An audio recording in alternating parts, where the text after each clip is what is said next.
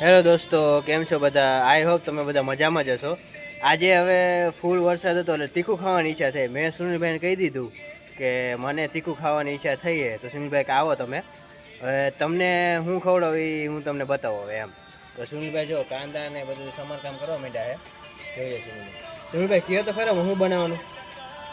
તો સુનિલભાઈ મને પણ કહેતા નથી બરોબર. હવે મારા માટે પણ સરપ્રાઈઝ છે ને તમારા માટે પણ સરપ્રાઈઝ છે.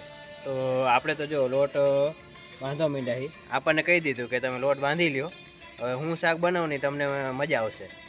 તો બસ દોસ્તો જો આ વ્લોગમાં બન્યા રહેજો.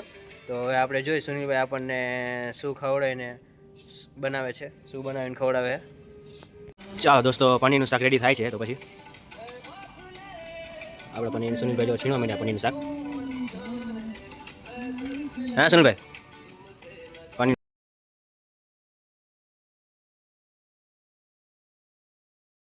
આપણે વઘારો બે ગયા એક બાર ઓજી ચાલે છે. હાલો સુનિલભાઈ નાખો પેસ્ટ. હવે લસણ પેસ્ટ નાખી દીધું સુનિલભાઈ. આપણા પનીરનું શાક બનાવે. પનીર ગોટાળો, પનીરનું શાક નહીં સોરી પનીર ગોટાળો. આપણા સુનિલભાઈ પનીર ગોટાળો કેવો બનાવે જોઈએ હવે. બધા મરી મસાલા નાખીને કમ્પ્લીટ અરે એમ થોડી હાલે. જો સુનિલભાઈ, હા સુનિલભાઈ જો હવે ટ્રાય જોઈ જો. હા ધુવાણા આવ્યો એમ પણ જોવો. બાકી હા જોઈ જો તમે. શિમલા મરચાનું જ આનું શાક કરી દે, કેપ્સિકમનું.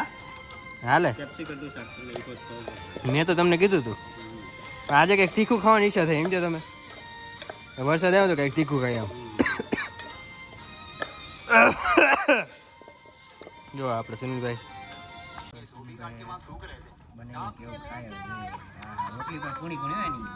રોટલી આજે મસ્ત બની. ચાખીને જો હવે તું કેવું લાગ્યું તને? પનીર ગોટાળો. થોડી જમીન નાખ દઉં, મને લાગ્યું થોડું. મીઠું ઓછું લાગ્યું તને? થોડું ઓછું લાગ્યું. હા जमीन ना दो।